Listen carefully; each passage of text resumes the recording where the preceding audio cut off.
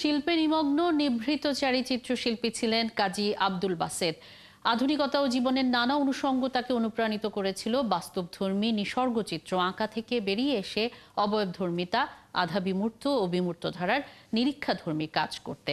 চিত্রশিল্পী কাজী আব্দুল বাসেত দেশের ঐতিহ্যের শিকড়ে অবগাহন করে নির্মাণ করেছিলেন নিজস্ব চিত্রভাষা। 60-এর দশকের আধুনিক চিত্রকলা আন্দোলনে দেশজ নান্দনিকতাকে দিয়েছিলেন নতুন মাত্রা। তেল রং, প্যাস্টেল ও ড্রয়িং করা কাজগুলো উপস্থাপন করা হয়েছে বেঙ্গল গ্যালারির একটি প্রদর্শনীতে। বৃষ্টিতে রোদের কথা শিরোনামে প্রদর্শনী চলবে 2025 সালের 11 জানুয়ারি পর্যন্ত। প্রদর্শনী নিয়ে বিস্তারিত ফাতেমা শাম্মীর কাছে।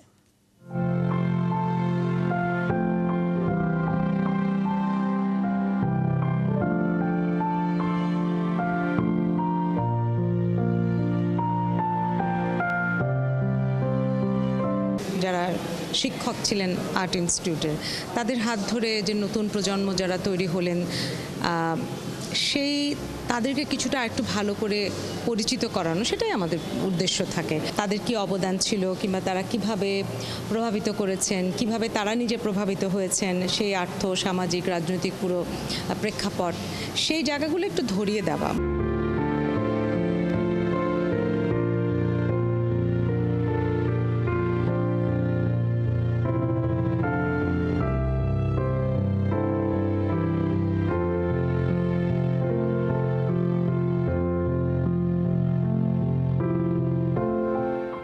কিছু বিমূর্ত কাজও আছে, আবার কিছু অবয়বধর্মী কাজও আছে, ফিগারেটিভ কাজও আছে, ওগুলো অনেক বেশি। আমরা বারবার তার ছবিতে এরকম অপেক্ষারত রমণী এবং কিংবা একজন মা এবং তার সন্তান, তারা দুজনে কোনো একটা জিনিস কিছুর জন্য অপেক্ষা করছে, হ্যাঁ, কেউ ফিরবে ঘরে। এই জায়গাটা তিনি খুব সংবেদনশীল জায়গা, যেটা তিনি তার কাজে ধারণ করেছিলেন।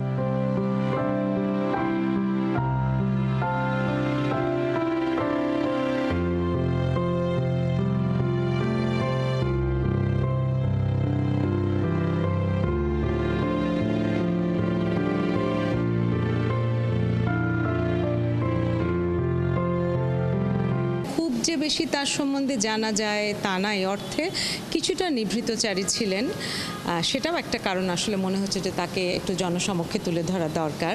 তিনি সে সময় শিকাগোতে গিয়েছিলেন সরকারি একটা বৃত্তি নিয়ে, এবং সেখানে তিনি অনেক ওই সময়কার ওই কালের যে যারা চর্চা করছিলেন, যে শিল্পীরা ছিলেন, তাদের বিশেষ করে পশ্চিমা বিশ্বে তাদের কাজ সম্বন্ধে তিনি অবগত ছিলেন। নতুন যে একটা ধারা তৈরি হয়েছিল সেগুলো সম্বন্ধে অবগত ছিলেন। তার নিজের একটা চিন্তা ছিল।